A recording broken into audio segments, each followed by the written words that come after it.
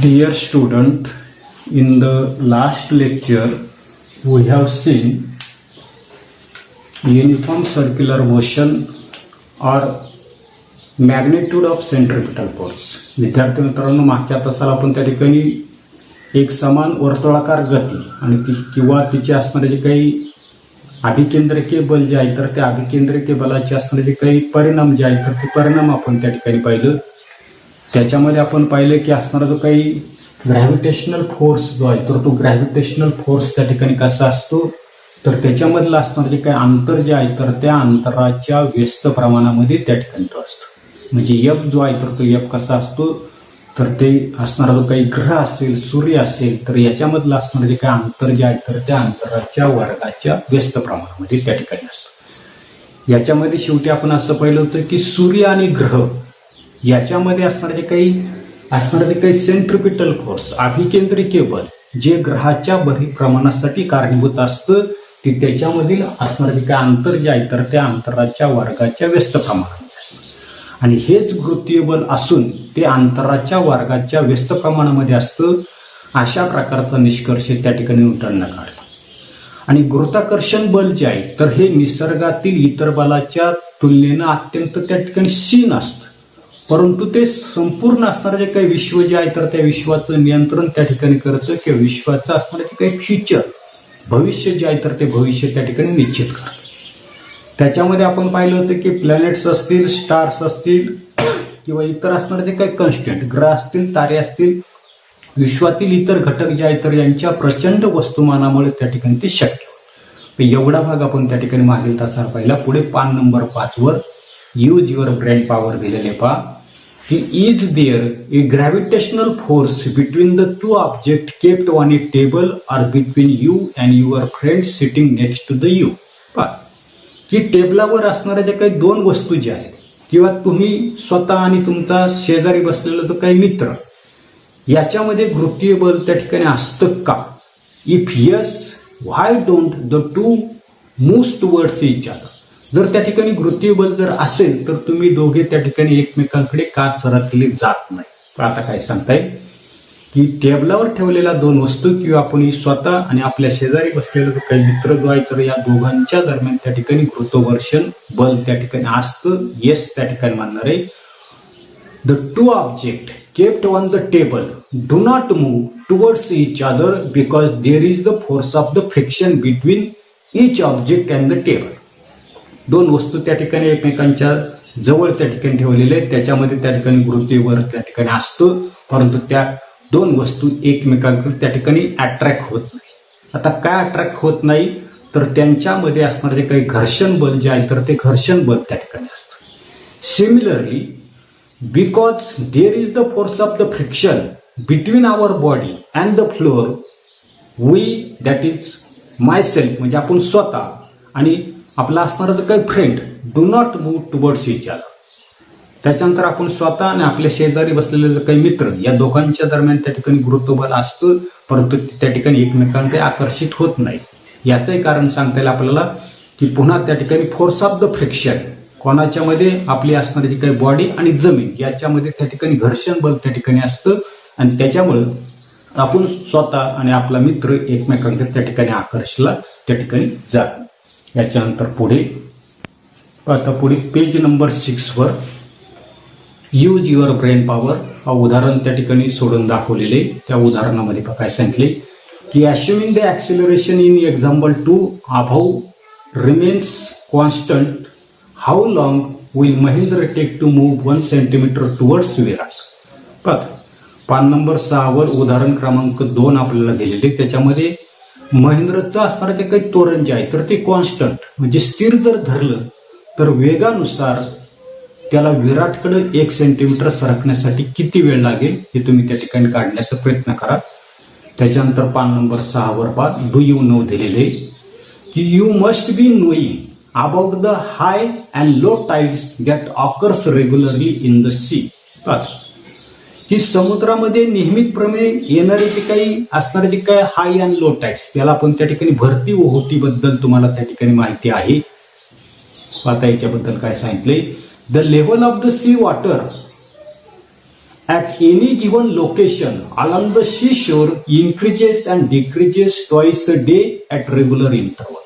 पाहतो की एका किनाऱ्यावर समुद्राचा किनारा आहे, समुद्राच्या पाण्याची पातळी दिवसातून आपल्याला नियमित कालावधीनुसार 2 वेळा त्या ठिकाणी वाढते आणि कमी होते.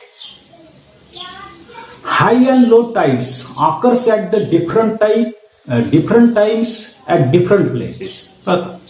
समुद्राच्या किनारी जर तुम्ही त्या ठिकाणी राहत जर असाल तर आपल्याला त्या ठिकाणी ते अनुभव जो आहे तर तो अनुभव त्या ठिकाणी घेता येईल की वेगवेगळ्या स्थानावर भरती ओहोटीची जी काही वेळ जी आहे तर ती भरती ओहोटीची वेळ कशी असते, वेगवेगळी त्या ठिकाणी असते.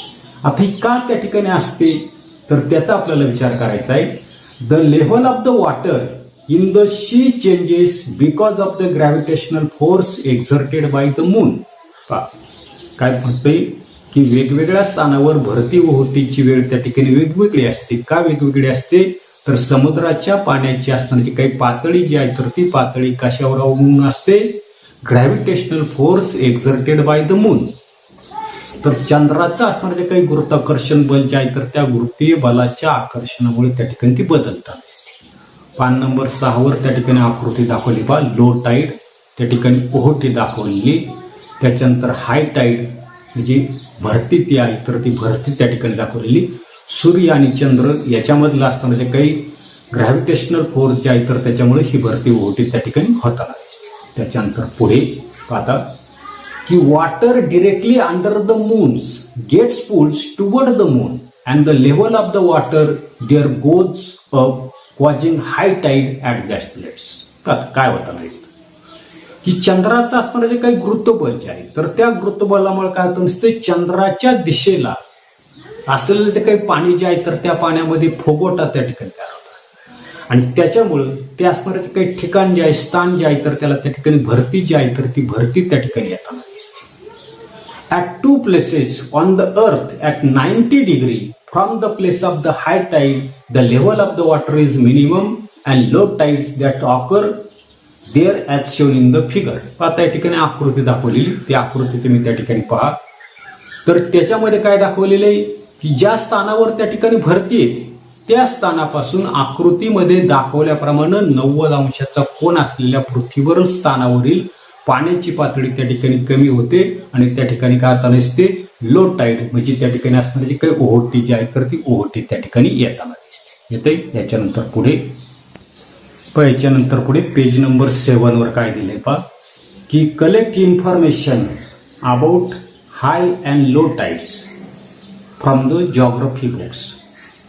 तुमचं असणारं जे काही भूगोलाचं असणारं जे काही पुस्तक जे आहे तर त्या पुस्तकामधून भरती ओहोटीविषयीची माहिती जी आहे तर ती माहिती तुम्हाला त्या ठिकाणी वाचता येईल. Observe the timing of the high and low tides at one place when you go for a picnic to a beach.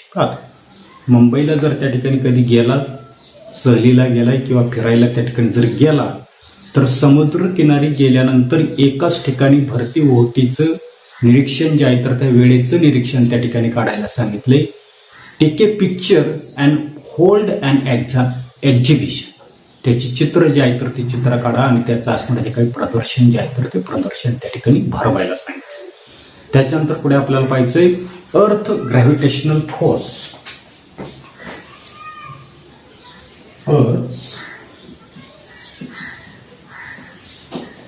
Gravitational force.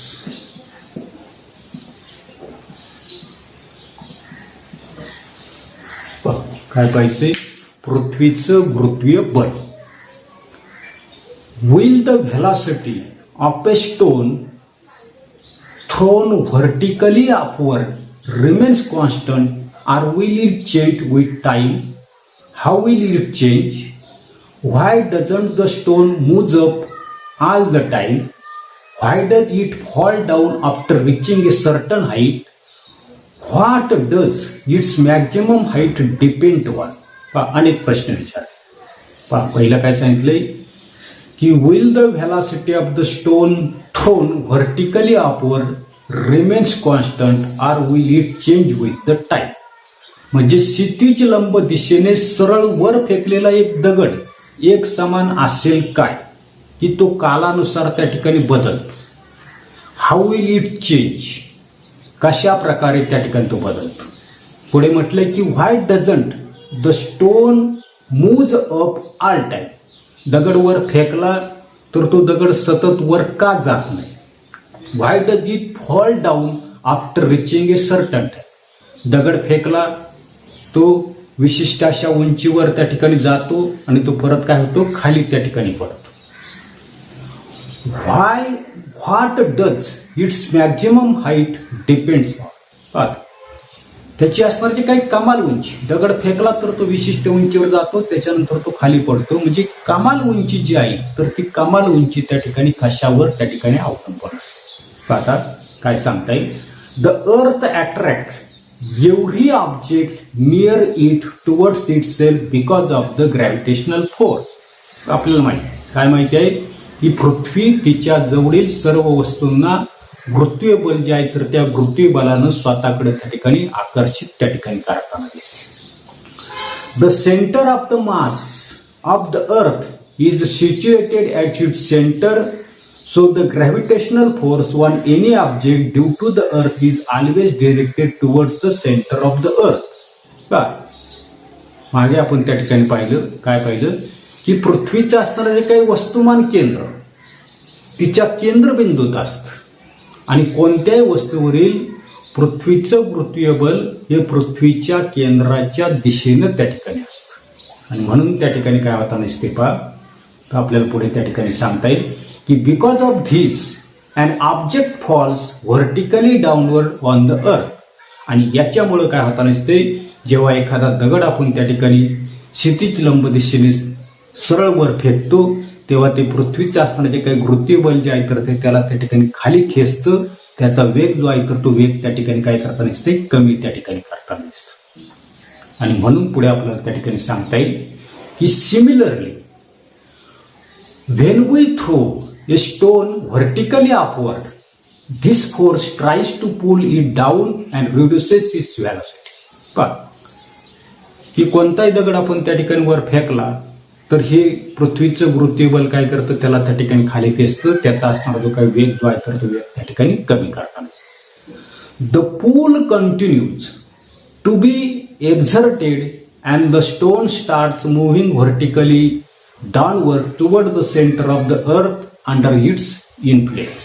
आणि म्हणून त्याच्यावर सतत प्रयुक्त होणारं जे काही असणारं जे काही बल जे आहे तर त्या बलामुळे त्या दगडाचा वेग काय होतो तर त्या ठिकाणी काही काळानं त्या ठिकाणी तो झिरो होताना दिसतो, कमी होताना दिसतो. त्याच्यामुळं तो असणारा जो काही दगड जो आहे तर तो दगड खाली पृथ्वीच्या केंद्राकडे काय होताना दिसतोय, येऊन त्या ठिकाणी लागताना दिसतो. त्याच्यानंतर बघ उदाहरण आपण शेवटी त्या ठिकाणी पाहणार आहोत. पेज नंबर 7 वर यूजीवर ब्रेन पॉवर म्हटलेले काय आहे की according to the Newton's law of the gravitation every objects attract each other. की न्यूटनच्या सिद्धांताप्रमाणे की प्रत्येक असणारा जो काही वस्तू जी आहे तर ती काय करते, इतर वस्तूला त्या ठिकाणी आकर्षित करते, बरोबर. परंतु पुढे काय सांगितले पहा की thus if the earth attracts an apple towards itself, the apple also attract the earth towards itself with the same force. काय सांगितलंय की न्यूटनच्या सिद्धांताप्रमाणे प्रत्येक वस्तू काय करते, इतर वस्तूला त्या ठिकाणी आकर्षित करते. आणि म्हणून त्या ठिकाणी पृथ्वी सफरचंद जे आहे तर त्या सफरचंदाला स्वतःकडे खेचते. त्याच वेळेला ते सफरचंद जे आहे तर ते सफरचंद सुद्धा काय करता दिसते, पृथ्वी जे आहे तर त्या पृथ्वीला तेवढ्याच बलानं त्या ठिकाणी स्वतःकडे त्या ठिकाणी खेचताना त्या ठिकाणी दिसतं. आणि म्हणून पुढे म्हटलेले की why then does the apple falls toward the earth but the earth does not move toward the apple. दोघंही त्या ठिकाणी एकमेकांकडे त्या ठिकाणी खेचताना दिसतात, परंतु आपल्या लक्षात येताना दिसतंय की सफरचंद जे आहे तर ते सफरचंद पृथ्वीवर त्या ठिकाणी पडताना दिसतं, पण पृथ्वी जी आहे तर ती पृथ्वी मात्र त्या ठिकाणी सफरचंद जे आहे तर त्या सफरचंदाकडे त्या ठिकाणी आकर्षित होताना दिसत नाही. त्याचं कारण आपल्याला सांगता येईल. The earth and the apple moves towards each other. पृथ्वी सफरचंदाकडे सरकते, सफरचंद त्या ठिकाणी पृथ्वीकडे त्या ठिकाणी काय होताना दिसते तर त्या ठिकाणी सरकताना दिसतं. But the magnitude of the displacement is negligible. परंतु त्या ठिकाणी त्यांचं सरकण्याचं असणारं जे काही मॅग्निट्यूड जे आहे तर ते कसं आहे, नगण्य त्या ठिकाणी आहे. Also the observer is located on the अर्थ. पाहणारा जी व्यक्ती जी आहे तर ती कशी आहे, पृथ्वीवर आहे. आता पृथ्वी स्वतःभोवती त्या ठिकाणी फिरताना दिसते, परंतु आपल्या ते लक्षात येतंय का, येत नाही. ते कशामुळे लक्षात येताना नसते, दिवस आणि रात्र त्या ठिकाणी होतात, याच्यामुळे आपल्या त्या ठिकाणी म्हणू शकतो आपण की पृथ्वी जी आहे तर ती पृथ्वी काय होताना दिसते, तर त्या ठिकाणी फिरताना दिसते. इथे आपल्याला काय सांगितलंय, पृथ्वी आणि सफरचंद एकमेकांकडे त्या ठिकाणी काय होताना दिसतात, त्या ठिकाणी मूव्ह होताना दिसतात, परंतु त्याचा असणारं जे काही डिस्प्लेसमेंट जे आहे तर ते डिस्प्लेसमेंट कसं आहे, नगण्य त्या ठिकाणी. याच्यानंतर पुढे the gravitational force due to the earth also acts on the moon because of which it revolves around the earth. ही पृथ्वीचं असणारं जे काही गुरुत्वबल हे चंद्र जे आहे तर त्या चंद्रावरही त्या ठिकाणी प्रयुक्त होत असल्यामुळं चंद्र जो आहे तर तो चंद्र काय करताना असतो, पृथ्वीभोवती त्या ठिकाणी प्रदक्षिणा जी आहे, रिव्हॉल्व जी आहे तर ती रिव्हॉल्व त्या ठिकाणी होताना असतो, परिक्रमा जी आहे तर ती परिक्रमा त्या ठिकाणी करताना असते. Similar situation exist for the artificial satellites orbiting the earth. अशाच प्रकारची असणारी जी काही परिक्रमा जी आहे, जे पृथ्वीभोवती परिक्रमा करणारे जे काही कृत्रिम अशा प्रकारचे जे काही उपग्रह जे आहेत तर त्या उपग्रहांच्या बाबतीमध्ये सुद्धा अशाच प्रकारची गोष्ट त्या ठिकाणी घडताना दिसते. The moon and the artificial satellites orbits the earth. चंद्र जो आहे तर तो चंद्र असेल किंवा कृत्रिम उपग्रह आपल्याला माहिती काय करताना दिसतात, पृथ्वीभोवती त्या ठिकाणी फिरताना दिसतात. The earth attracts them towards itself but unlike the falling apple they do not fall on the earth. Why. पुढे काय सांगितलंय की चंद्र किंवा कृत्रिम उपग्रह पृथ्वीभोवती त्या ठिकाणी फिरतात, त्यांना पृथ्वी जी आहे तर ती पृथ्वी स्वतःकडे त्या ठिकाणी अट्रॅक्ट करते, आकर्षित त्या ठिकाणी करते. परंतु सफरचंद जसं त्या ठिकाणी पृथ्वीवर पडतं तसं त्या ठिकाणी ते पडत नाही. असं का होतं, का होतं? This is because of the velocity of the moon and the satellites all on their orbits. तर आपल्या त्या ठिकाणी लक्षात येईल की चंद्र आणि कृत्रिम उपग्रह त्यांच्या कक्षेतील वेगामुळे त्या ठिकाणी ते असं होताना दिसतं. If this velocity was not there they would have fallen on the earth. असा जर वेग जर त्या ठिकाणी जर नसता तर ते काय झाले असते, पृथ्वी जी आहे तर त्या पृथ्वीवर त्या ठिकाणी ते पडले असते. याच्यानंतरचा पुढील असणारा तो काही भाग जो आहे तर तो भाग आपण त्या ठिकाणी पुढील तासाला पाहू. धन्यवाद.